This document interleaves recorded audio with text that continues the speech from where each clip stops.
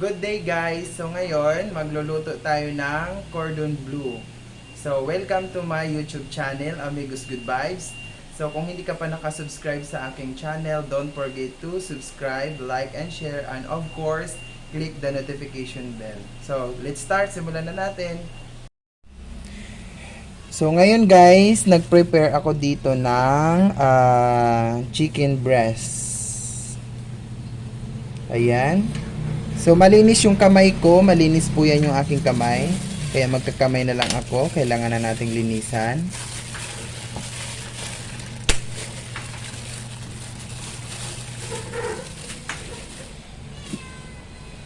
Nag-prepare ako dito na 4 na piraso na chicken breast. Kailangan lang nating hugasan ng maigi.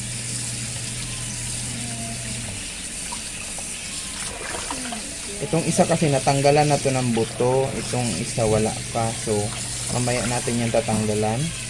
Ito yung first process niya guys, pupugasan.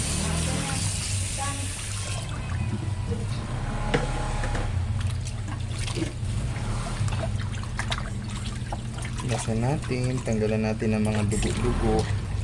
Pwede na rin tanggalin tong balat para walang sagabal. Yan.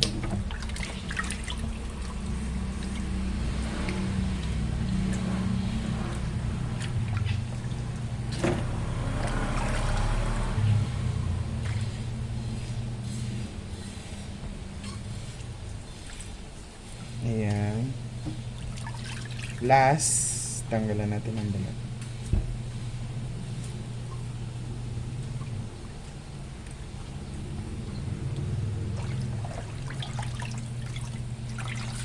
So of course, yung balat itatapon natin ito. Isama ko na lang ito. So ito na yung next step process natin. Ito kasi hindi natanggalan ng buto kanina, kailangan natin tanggalan ng buto. Pwede naman kayong bumili guys sa palengke ng tanggal na ang buto. Kasi hindi natanggalan. Hatiin sa gitna.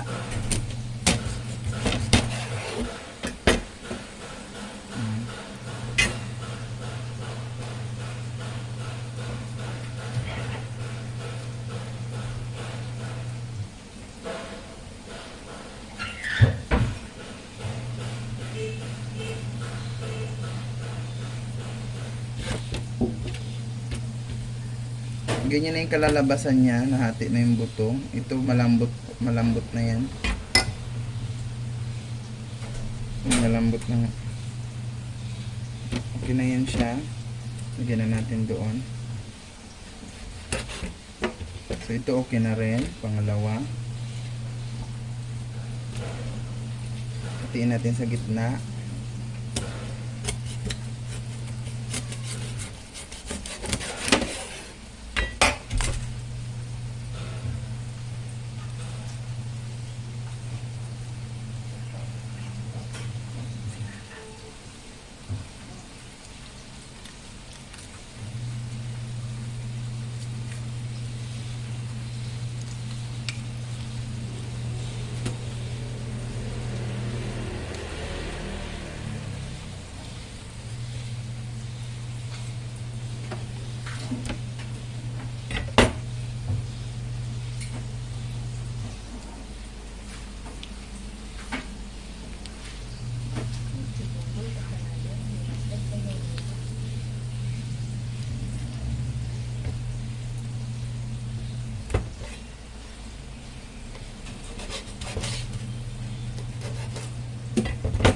So ayan, tapos na natin.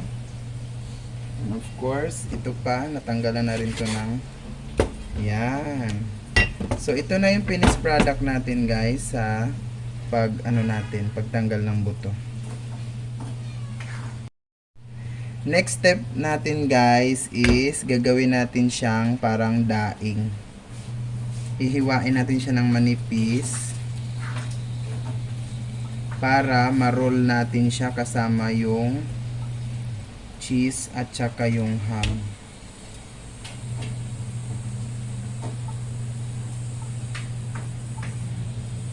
Ayan, kailangan manipis yung pagkahiwa para malapad. Maganda yung pagkakarol natin mamaya.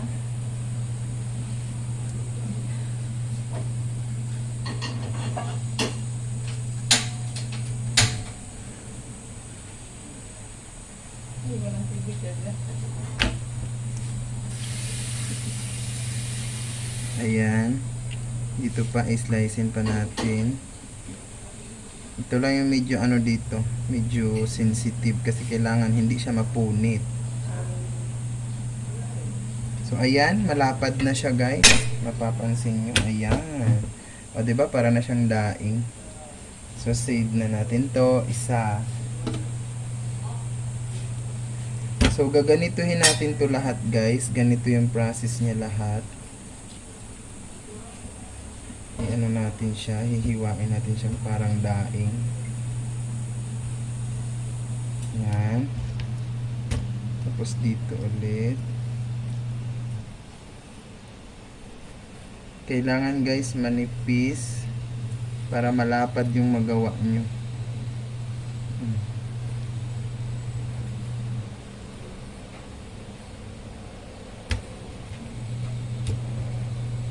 Malinis yung kamay ko ha. Hindi na ako mag-gloves kasi mahirap kamahiwa yung kamay ko. So ayan. Ito slicein pa natin manipis. So ayan na. Oh, malapad na yung ating nagawa, dalawa.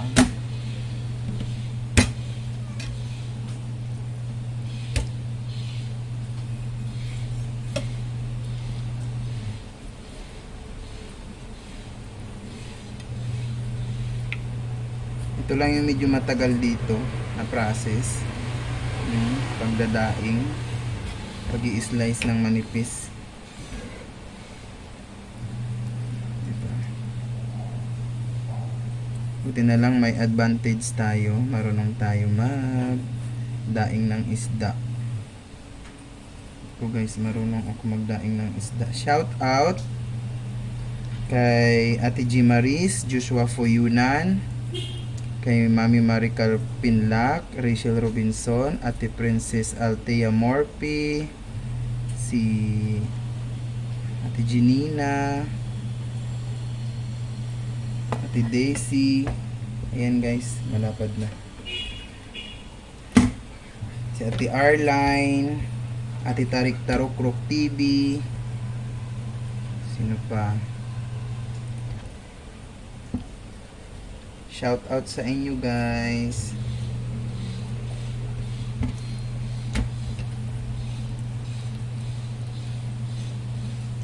And of course, kay Hosroel CP, Binimirito, Ate Juan Abelarde. Shout out. Kay Ate Kaula Nimpa, kay Katawing Vlog. Ayan, malapad na siya. Shout out sa inyo guys. Yung hindi ma-shout out guys, pwede na mag-shout out na lang kayo or next na lang. Sa next vlog ha, yung mga hindi ma-shout out o magtampo. Kay Ate 3 Kids, kay Ate Aryan, mega love shout out. Habang naghiwa tayo guys, mag shout out tayo para meron tayong hindi sayang yung ating moment. Shout out daw sa kasama ko, si Karen Gutierrez. Pinsan ni pinsan siya guys ni Rofa Gutierrez.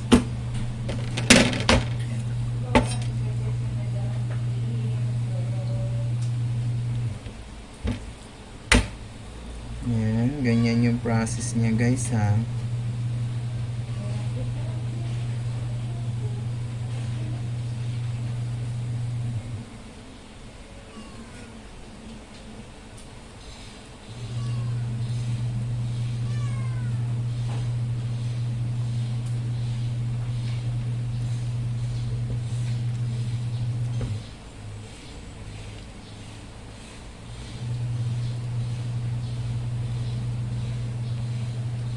Yan. O, malapad na ng buo natin.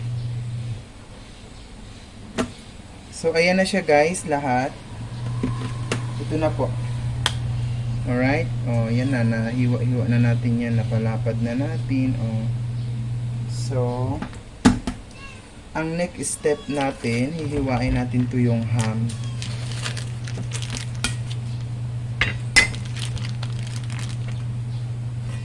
Hiwain natin yung ham sa tatlong bahagi. Isa, dalawa, tatlo. 1, 2, 3. Alright? Tapos, itabi natin.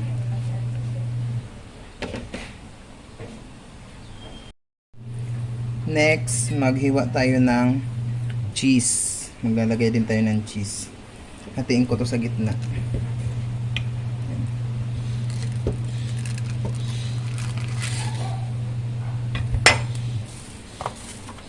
Siyempre, kalahati na yung gagamitin ko kasi marami na yan.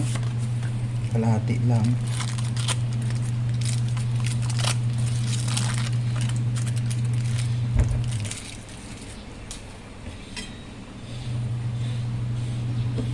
Yan.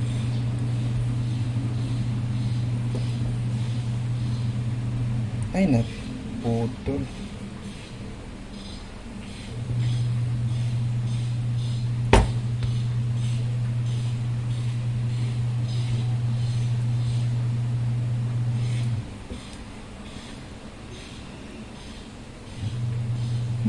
Ang hirap patanggal, nagadikit. Nagadikit sa kutsilyo.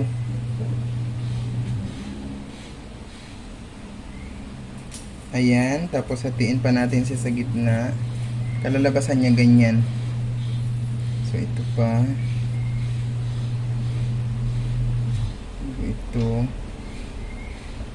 Kailangan mahati natin siya lahat sa gitna para tipid tayo. Kasi kung masyado rin siyang marami, magpitik-pitik siya sa mantika pag nag-fry na tayo.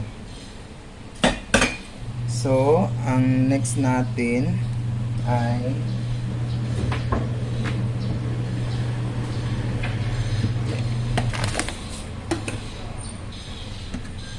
i-rub natin pala ito guys sa asin. Ganyan, lagyan natin ng asin. Yan.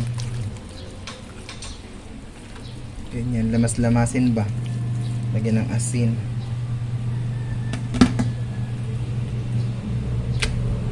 Yan. O ganyan, pataob guys ha, pataob.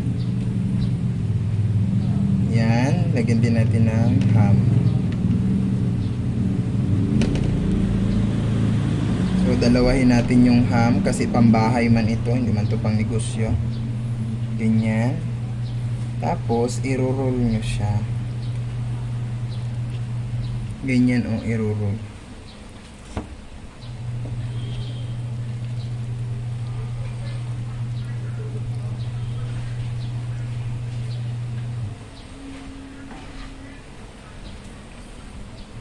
Next.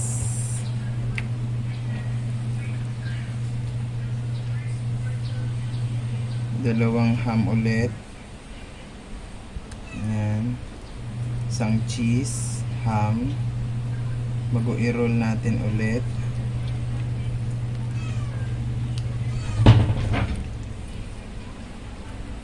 Ayan, na-roll na siya.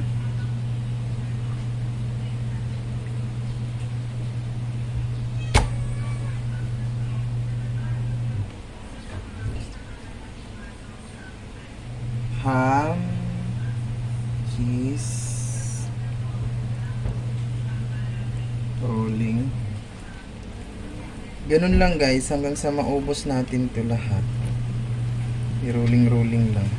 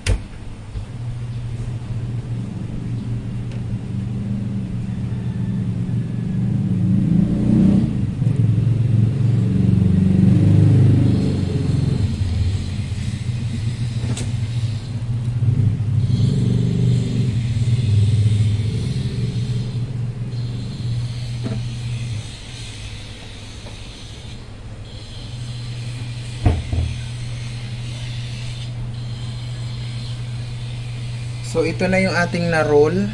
Ayan. Yan siya. Na-roll na natin. Ayan na siya. Next natin guys, magpiga tayo ng kalamansi. Yung paglagay ng kalamansi guys, nakadepende lang yan sa inyo. Estimate nyo na lang po.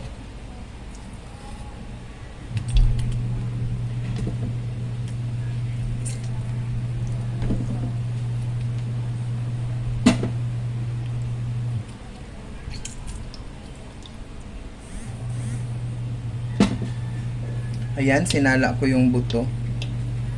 Ayan guys, oh. Kikita nyo, mahirap kasi. Yan, yan yung sabaw. Next, maglalagay ako ng tatlong itlog. Mimix-mix natin sila.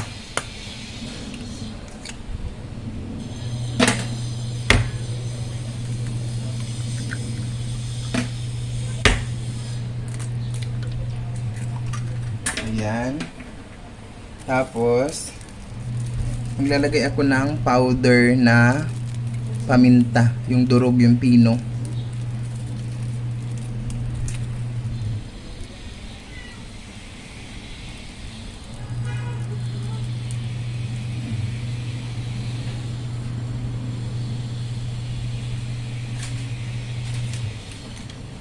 Tapos secret ingredients. Check. Charot. Bago, i-mix natin yan guys. Meron akong pang mix. Ayan.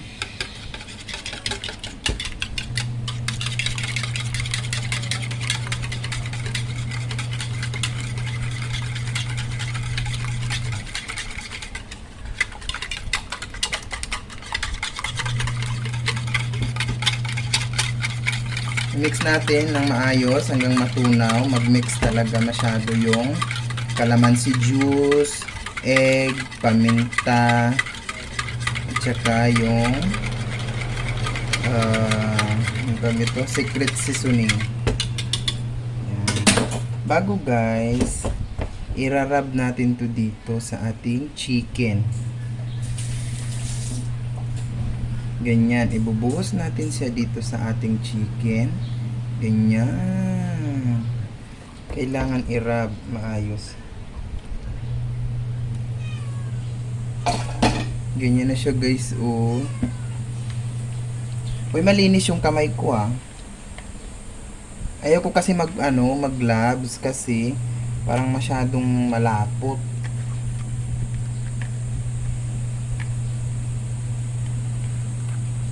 Kung mapapansin nyo guys, ganyan siya. Yan, ganyan na yung ating chicken para manuot yung lasa. Yan.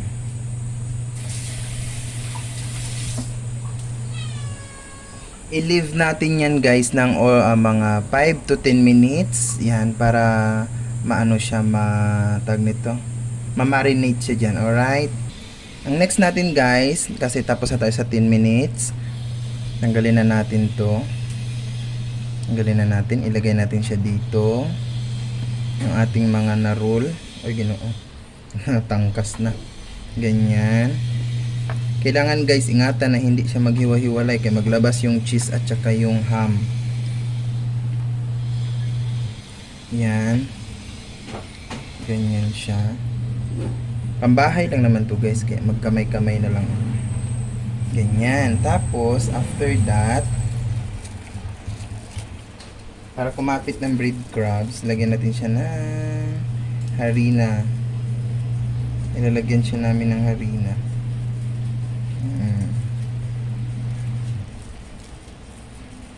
Alright, yan. May harina.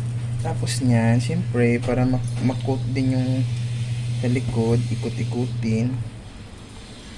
Ganyan, hanggang sa malagyan ng harina. Ikot-ikot. Hanggang sa mabasa siya ng harina. Lahat guys, sa lahat.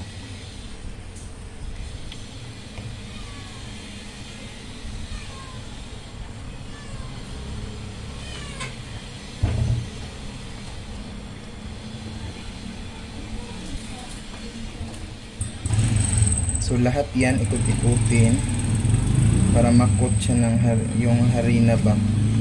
Mag ano lahat dito sa kanyang part.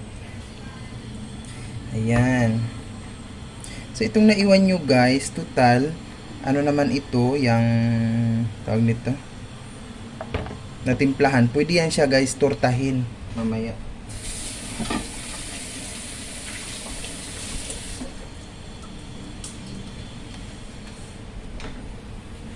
So itabi natin ganyan.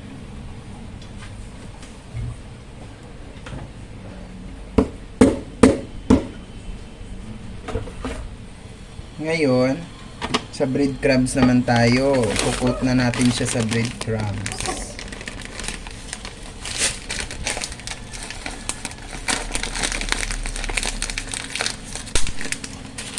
Yan, maglagay tayo sa isang plato ng breadcrumbs. Yan. Bago ilagay natin dyan yung ano. Kailangan guys, higpitin. Ganunin siya. Para hindi siya maluwang.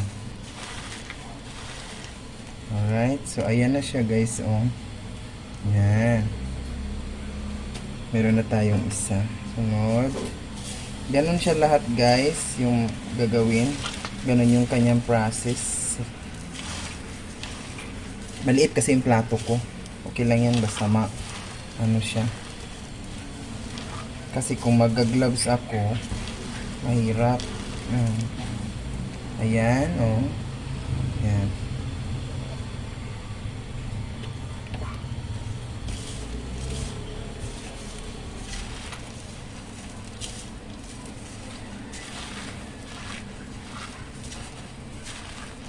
Pag ano kayo guys, pag nag-push kayo, dapat itong hinliliit nyo nakalock dito sa kanto.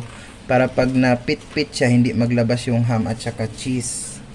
Yun yung technique doon. Ayan. Dapat nakandyan yan sa kanto yung hinliliit.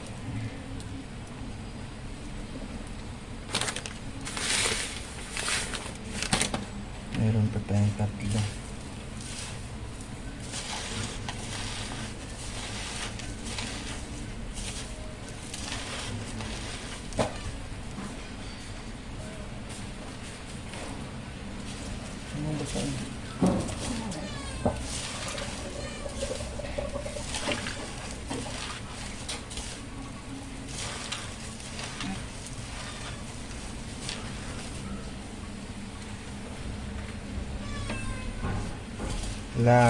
Last na to.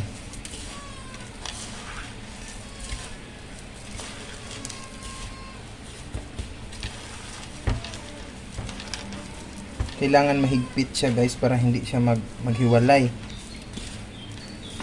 Yan.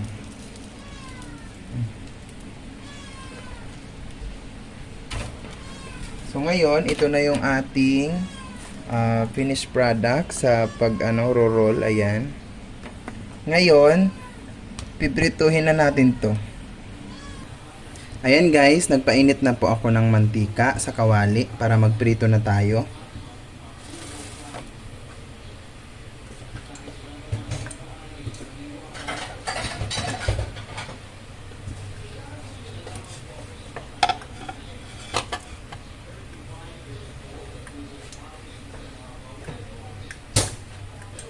So mainit na yung ating kawali, maglagay na tayo ng cooking oil. Hinaan natin ng konti yung apoy.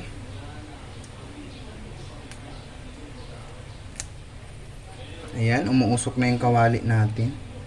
Lagyan natin ng cooking oil. So yung cooking oil natin guys, dapat marami. Ayan, ubusin natin yung isang bote.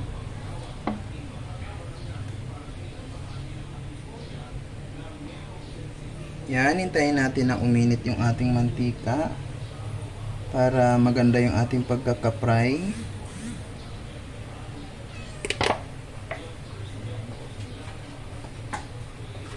Painitin muna natin yung ating mantika. Subukan natin maglagay ng ng something. Kapag lumutang na, ibig sabihin, na to, mainit na. O yun, no? Lumutang na. So, mainit na yung ating mantika. Maglagay na tayo ng ating chicken.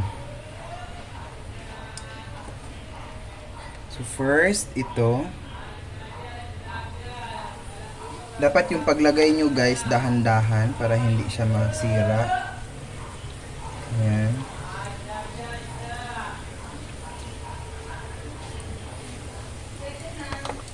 Yan, hintayin natin mag golden brown tapos ibalik ta rin natin mamaya-maya.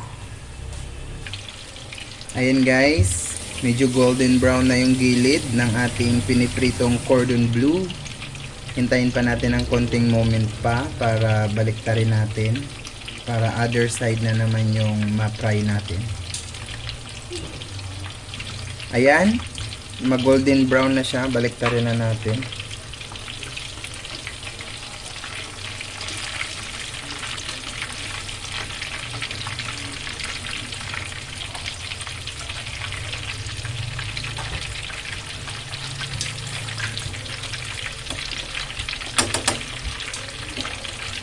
Ayan guys, tingnan nyo, mag golden brown na, diba? Hintayin natin na mag golden brown din yung sa ilalim bago natin hanguin. Ayan guys, tingnan nyo, madilaw-dilaw na siya or mag golden brown. Balik ta rin natin ulit. Yung gilid naman para swak ang luto. Swabe. Swabe. Ayan, gilid naman hanggang sa maluto natin siya. So ayan guys, hanguin na natin, luto na yung ating cordon bleu.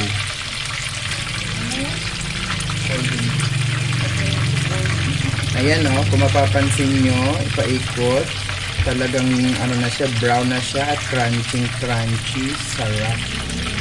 Ayan, hanguin na natin.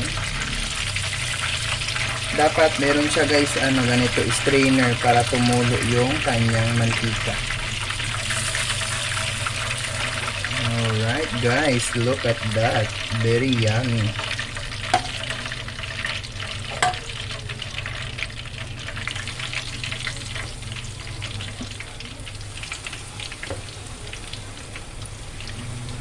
Ayan, prituhin na natin yung ating naiwan na 3 piraso.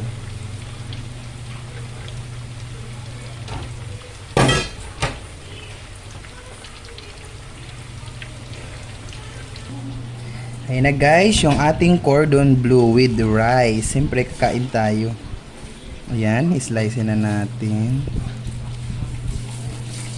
Wow, so yummy guys. Look at that. Nagme-melt yung cheese. See? Iwain natin yung isa pa. Oh, wow. Tingnan nyo guys. Nagme-melt yung cheese.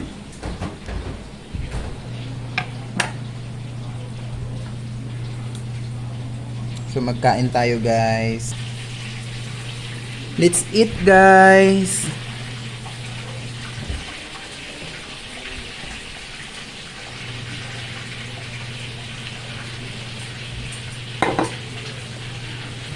Yum yum yum.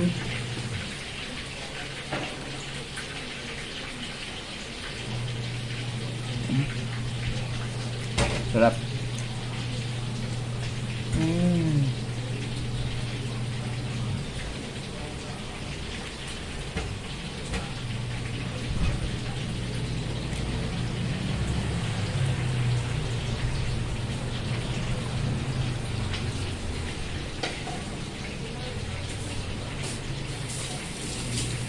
Masarap siya guys. Subukan nyo magluto.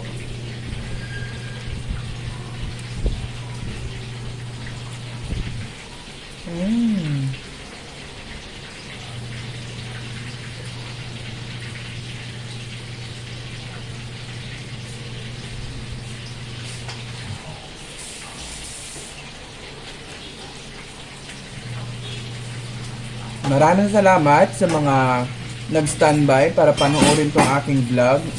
Maraming salamat sa mga nag-ubos na naman ng kanilang oras para mapanood ito. ang aking pagluto ng chicken cordon bleu. Alright, guys, maraming salamat sa suporta, sa pagmamahal. Don't forget to like, share, and subscribe to my YouTube channel, Amigos Good Vibes. Maraming salamat, ingat sa lahat. God bless you all. Bye-bye!